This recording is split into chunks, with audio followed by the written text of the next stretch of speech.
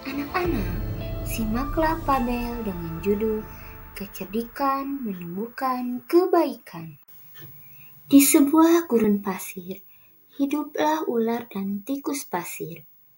Sebenarnya, sang ular sangat ingin memangsa tikus, sedangkan tikus berusaha mencari akal agar ular tidak lagi berniat memangsanya. Saat itu, sang ular sangat lapar. Padahal ia sedang tidak mempunyai sedikit pun makanan. Sedangkan tikus yang berada tidak jauh dari sang ular sedang asyik melahap makanannya. Sang ular merasa tidak senang melihat kelakuan tikus. Ular pun berkata, "Dengarkanlah ucapanku, wahai tikus yang angkuh. Aku pasti akan mendapatkan tubuhmu yang mungil dan lezat itu." Lalu tikus pun menjawab, "Hai ular, berusaha dan bekerjalah. Jangan hanya berani mengancam. Kalau hanya mengancam, seekor semut pun bisa." Sang ular sangat marah mendengar ejekan tikus. Ia lalu kembali ke sarangnya dengan perut yang lapar. Sedangkan tikus masih lahap dengan makanannya. Waktu terus berjalan, tetapi ular tidak juga menemukan makanan. Ia juga enggan untuk keluar dari sarangnya. Sementara itu, tikus sudah lelap dalam sarangnya.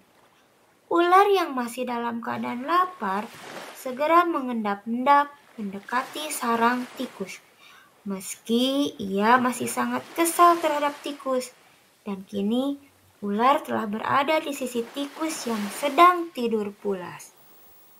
Ular berkata, "Hei tikus, aku sudah berada di sebelahmu dan siap untuk menyantapmu." Tikus segera terbangun dari tidurnya sambil berpura-pura menguap. Ia mulai memutar otak agar bisa lolos dari cengkraman sang ular. Lalu tikus pun berkata, "Tunggu dulu ular sahabatku.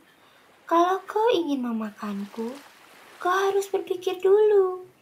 Kita hanya berdua di sini, tidak ada hewan lain. Jika kau memakanku, maka kau akan sendiri. Kau tidak akan mempunyai teman yang dapat kau ajak mencari makan. Kalau begitu, kau tidak akan makan dan akhirnya kau akan mati." Sejenak sang ular terdiam. Ia mencoba merenungkan nasihat dari tikus. Ular berkata, "Jadi, kita tidak bisa hidup sendiri?" Tikus pun menjawab, "Tentu, bukankah kita bisa berteman dan tentunya kita dapat mencari makan bersama?